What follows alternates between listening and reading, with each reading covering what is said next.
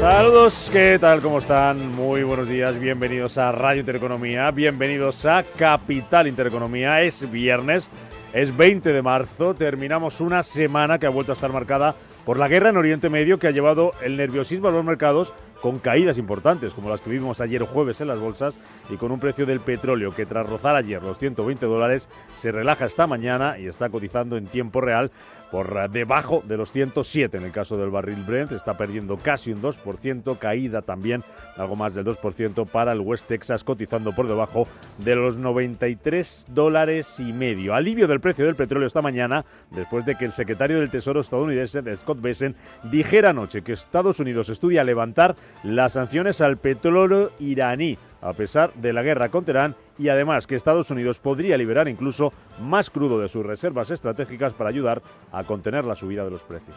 En los próximos días podríamos liberar el petróleo iraní que se encuentra en el mar, alrededor de 1 millón de barriles, así que dependiendo de cómo se calcule, eso supone entre 10 días y 2 semanas de suministro que los iraníes habían estado sacando al mercado y que en esencia habrían ido a parar a China. Utilizaremos esos barriles iraníes en contra de los propios iraníes para mantener bajos los precios durante los próximos 10 o 14 días.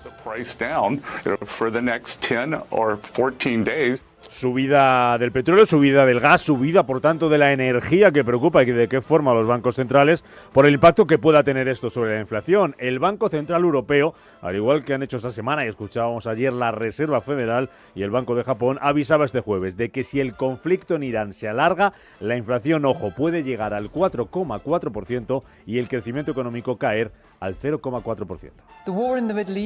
La guerra en Oriente Medio ha aumentado considerablemente la incertidumbre, lo que genera riesgos al alza para la inflación y riesgos a la baja para el crecimiento económico. Los bancos centrales, por tanto, en alerta, mientras Donald Trump sigue buscando apoyos para reabrir y garantizar la seguridad en el estrecho de Hormuz, y les pide a sus aliados que den un paso al frente en aquella ruta tan importante para el tránsito de petróleo y de mercancías. Lo decía el presidente estadounidense ante su homóloga japonesa, Sanae Takaichi, con quien se reunía ayer en la Casa Blanca. La verdad es que no necesitamos nada de Japón ni de nadie más, pero creo que es lógico que la gente dé un paso al frente. En el caso de Japón, he oído que más del 90% de su petróleo pasa por el estrecho, así que esa es una razón de peso para dar un paso al frente. Y sobre el terreno, hoy termina la tercera semana de guerra en Irán con la duda de hasta cuándo se alargará el conflicto.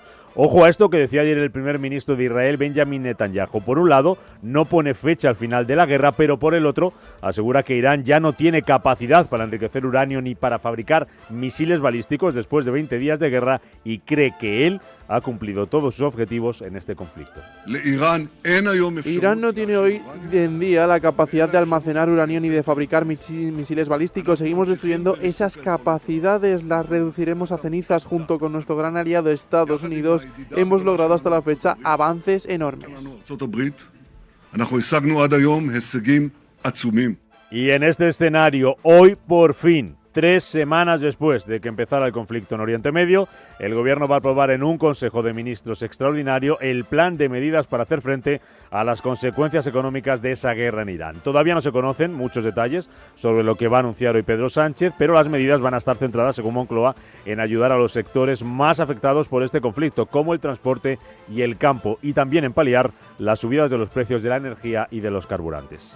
Vamos a poner todos los recursos del Estado para responder a los efectos económicos y sociales de esta crisis. Esta mañana comparece Pedro Sánchez. Veremos si finalmente se anuncian medidas sobre vivienda, como la paralización de los desahucios, tal y como le piden al Ejecutivo algunos de sus socios como Podemos o Sumar. Bueno, pues las bolsas enfilan recta final de esta semana, con tono de recuperación, con cierto alivio, pero eso no va a evitar que el S&P 500 se anote su cuarta semana consecutiva de pérdidas en el marco de esta guerra en Irán y de los altos precios del petróleo, y también, cómo no, de ese cambio las expectativas de los tipos de interés, con un tono de Villanueva mucho más restrictivo. Buenos días. Buenos días, Rubén. Pues sí, los futuros de Wall Street, con todo, a esta hora están anticipando suaves subidas. Como vemos en el S&P 500, avances del 0,12% para enfilar esta última jornada de negociación de la semana, en la que también los futuros del Nasdaq anticipan a timidísimos movimientos al alza y todo tras haber visto un cierre negativo en Wall Street en lo que era una sesión de menos a más, donde los operadores han sentido el alivio por las palabras de Netanyahu, que apunta a los esfuerzos de Israel por reabrir con Estados Unidos el estrecho de Hormuz. Esa relajación que aún así no es que se palpe demasiado en ese índice del miedo, el VIX, que retrocede, lo ha hecho un 4%, pero aún está en 24 y ha estado un poco más de 25 desde que se desencadenase la guerra en Irán. En Asia, hoy Japón, cerrado por el equinoccio de primavera, tenemos al Kospi surcoreano avanzando el 0,57%, y en China, donde en esta super semana de bancos centrales el Banco Popular ha mantenido la tasa preferencial de préstamos, retrocede el Hansen un 0,60% y Shanghái, el CSI 300, sin embargo, se anotan subidas del 0,47%.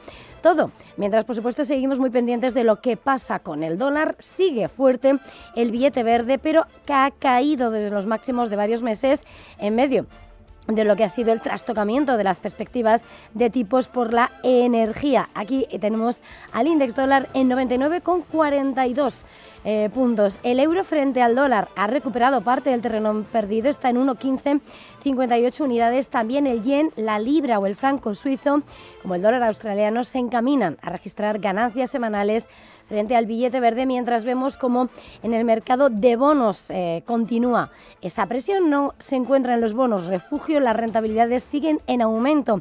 El Treasury a 10 años en el 4,27, se acerca al rendimiento máximo del año, y a 2 años también con subidas hasta el 3,79%. Y todo, mientras por supuesto en los metales hoy vemos recuperación tras las fuertes caídas de ayer en el oro. Pendiente de esos tipos lo tenemos en $4.694. En medio de lo que está siendo, como decimos, esa relajación del precio del petróleo, tenemos al Brent de los $106,90, cae un 1,75% en un escenario donde además hay advertencias desde JP Morgan. Dice que el mercado podría subestimar la guerra y advierte que la relación entre el S&P 500 y el crudo se vuelve más negativa cuando el crudo sube más de un 30% y este mes avanza un 50%. Hoy Europa se prepara para avances del 0,69% en la apertura y el IBEX 35 va a partir desde los 16.905 puntos.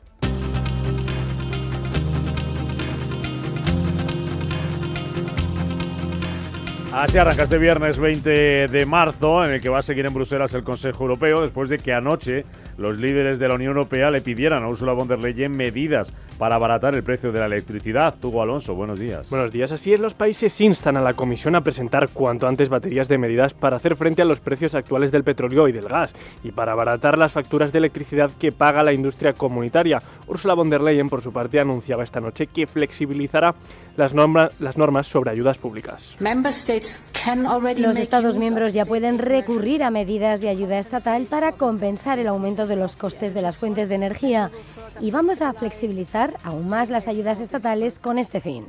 Asimismo, acordamos colaborar estrechamente con Estados miembros que desarrollen planes nacionales para mitigar aún más el impacto de los costes de los combustibles en la generación de electricidad.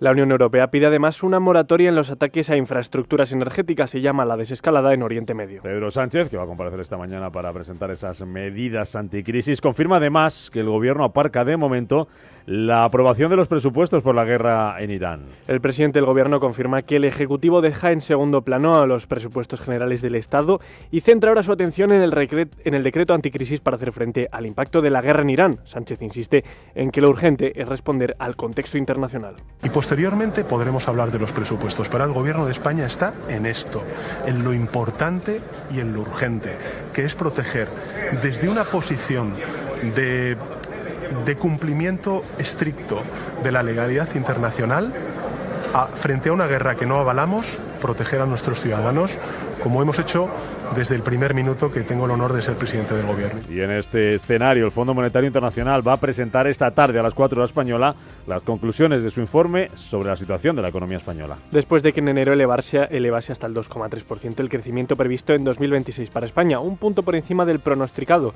para la eurozona. Ayer el Fondo Monetario Internacional ya destacaba que un incremento prolongado de los precios de la energía por la guerra en Irán podría elevar la inflación y reducir el crecimiento a nivel mundial. En otro orden de cosas, Hungría mantiene el veto a ese préstamo de 90.000 millones de euros de la Unión Europea para Ucrania. Rechazo de Víctor Orbán a pesar del gesto de Bruselas para ayudar a reanudar el suministro de crudo a través del oleoducto de Druzhba.